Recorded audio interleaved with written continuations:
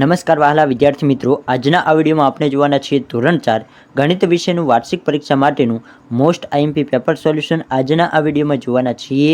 તો ખાસ વિદ્યાર્થી મિત્રો તમારે આ વિડીયોને અંત સુધી જરૂરથી જોવાનો છે। તો સૌપ્રથમ વિદ્યાર્થી મિત્રો તમને અહીં પ્રશ્ન નંબર 1 આપવામાં આવ્યો છે કે માંગ્યા મુજબ ઉત્તર આપ લખો। તો તેમાં પ્રશ્ન 1 છે કે વ્યવહાર કોયડા ઉકેલો, કોઈ પણ બે પ્રશ્નોના તમારે સાચા જવાબ લખવાના રહેશે। તેમાં છે પ્રશ્ન 1 કે નીલુ વાર્તાની 15 ચોપડીઓ તેના વર્ગ માટે લાવ્યો છે। કેટલી ચોપડી વિદ્યાર્થી મિત્રો ખાસ યાદ રાખજો, 15 ચોપડી। અને આજે 45 વિદ્યાર્થીઓ જે તેમના રૂમમાં હાજર છે, તો એક ચોપડી કેટલા વિદ્યાર્થીઓ સાથે મળીને વાંચશે? તો આને વિદ્યાર્થી મિત્રો તમારે 15 ભાગ્યા 45 કરો એટલે તમને સાચો જવાબ મળી જાય। તો કે 15 તરી 45, તો 45 એટલે તમારો સાચો જવાબ શું થશે? તો કે 3। ખાસ યાદ રાખજો વિદ્યાર્થી મિત્રો। તો તમે અહીં લખી શકો કે 3 વિદ્યાર્થીઓ એક ચોપડી વાંચશે। આ રીતે વિદ્યાર્થી મિત્રો તમારે લખી દેવાનું છે। પછી તમને વિદ્યાર્થી મિત્રો આવા દાખલા ગણવા માટે ભાગાકાર તમને આવડવા ખૂબ જરૂરી છે। શું તમને ભાગાકાર આવડે છે કે નહીં તે કોમેન્ટ બોક્સમાં લખીને મને જણાવી શકો છો। પ્રશ્ન 2 છે તમારે 72 ટમેટા સમાન રીતે 3 ટોપલીમાં વહેંચવા હોય તો દરેક ટોપલીમાં કેટલા ટમાટા સમાઈ શકે? ખાસ યાદ રાખજો, કેટલા ટમેટા? તો કે 72 અને 3 ટોપલીમાં, તો તમારે 72 ભાગ્યા 3 કરવાના છે। તો શું જવાબ આવશે? તો કે 3 દુના 6 એટલે 6 અહીં મૂકી દેવાના, 6 માંથી 1 કાઢીએ એટલે 12 અને 3 ચોક 12 એટલે 24 જવાબ આવશે। તો અહીં વિદ્યાર્થી મિત્રો તમે લખી શકો કે દરેક ટોપલીમાં 24 ટમેટા સમાઈ શકે। આગળ વધીએ વિદ્યાર્થી મિત્રો, પ્રશ્ન નંબર 3 છે કે રમોત્સવના દિવસે શાળાના રમતના મેદાનમાં 161 વિદ્યાર્થીઓ છે। તેઓ એક સરખી 7 સમાન હારમાં ઊભા છે। તે દરેક હારમાં કેટલા વિદ્યાર્થીઓ છે? તો આનો પણ વિદ્યાર્થી મિત્રો તમારે ભાગાકાર કરવાનો છે। 161 ભાગ્યા 7 એટલે તમારો સાચો જવાબ આવી જશે। તો શું જવાબ આવશે? તો કે દરેક હારમાં 23 વિદ્યાર્થીઓ ઊભા રહેશે। હવે વિદ્યાર્થી મિત્રો પ્રશ્ન નંબર 2 જોઈએ, જેમાં તમારે ખાલી જગ્યા પૂરવાની હશે। તો અહીં તમને વિદ્યાર્થી મિત્રો પ્રશ્ન 1 આપવામાં આવ્યો છે કે સસલું શૂન્ય પરથી શરૂ કરીને એક સાથે 5 કદમ કૂદે છે। તો તેના આધારે તમને બીજો પ્રશ્ન આપવામાં આવ્યો છે, જે ખાલી જગ્યા છે તેને તમારે પૂરી કરવાની છે। તો કે કેટલા કૂદકા મારવાથી તે 25 ઉપર પહોંચે? તો એક આરે કેટલા કૂદકા માર 5 કદમ કૂદે છે, તો 5 ગુણ્યા 5 કરો એટલે કેટલો જવાબ આવે? તો કે 25 જવાબ આવે। તેથી વિદ્યાર્થી મિત્રો તમે લખી શકો કે 5 અહીં સાચો જવાબ આવશે। તો કે 5 કૂદકા માર લગાવવાથી તે 25 ઉપર પહોંચશે। હવે વિદ્યાર્થી મિત્રો પ્રશ્ન નંબર 3 છે કે માંગ્યા મુજબ જવાબ લખો। 6 ગુણના તમને એ જોવા મળશે। નરેન્દ્રના બેટનું વજન કેટલું છે? તો કે 2 કિલોગ્રામ અને હરીશના બેટનું વજન 1500 ગ્રામ છે।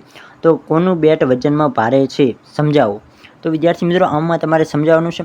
સૌપ્રથમ તમને ખબર હોવી જોઈએ કે 1 કિલો એટલે કેટલું? વિદ્યાર્થી મિત્રો જો તમને ખબર ના હોય તો તમને જણાવી દઉં કે 1 કિલો એટલે 1000 ગ્રામ। ખાસ યાદ રાખજો વિદ્યાર્થી મિત્રો, આવા પ્રશ્નો પૂછાતા હોય છે। તો કે 1 કિલો એટલે કેટલું? તો કે 1000 ગ્રામ।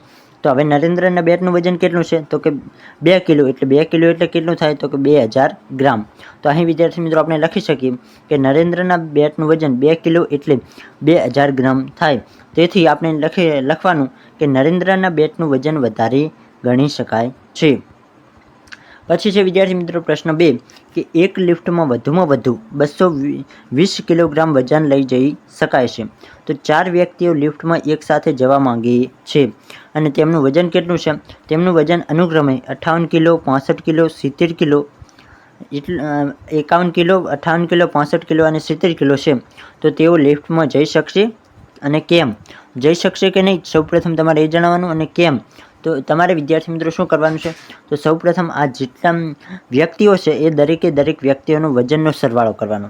હવે ટોટલ 220 કિલો વજન હોય ત્યાં સુધી કોઈ પણ વ્યક્તિ જઈ શકે છે। તો તમે આનો સરવાળો કરો એટલે તમારે 244 જવાબ આવશે। તો 220 કરતાં 244 તો વધી જાય છે।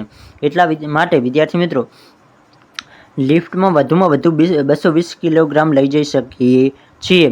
કુલ વજન 244 કિલોગ્રામ હોવાથી લિફ્ટમાં જઈ શકાશે નહીં। તો કે આ 4 લોકોનું વજન 244 કિલોગ્રામ થઈ જશે એટલે એ લિફ્ટમાં જઈ શકશે નહીં।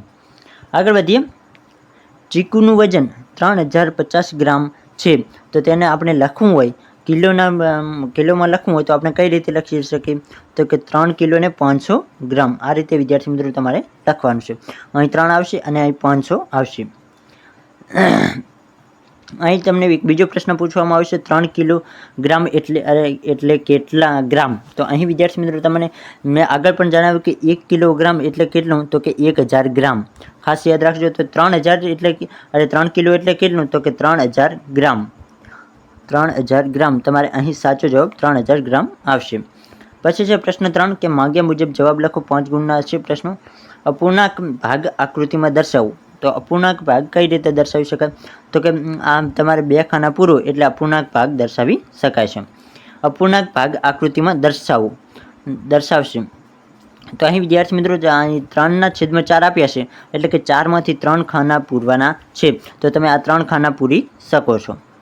આગળ વધી વિદ્યાર્થી મિત્રો પ્રશ્ન નંબર 1 છે કે એક ત્રિકોણની 3 બાજુના માપ અનુક્રમે કેટલા? 5 સેન્ટીમીટર, 7 સેન્ટીમીટર અને 9 સેન્ટીમીટર છે. તો તે ત્રિકોણની હદનું માપ કેટલું થશે?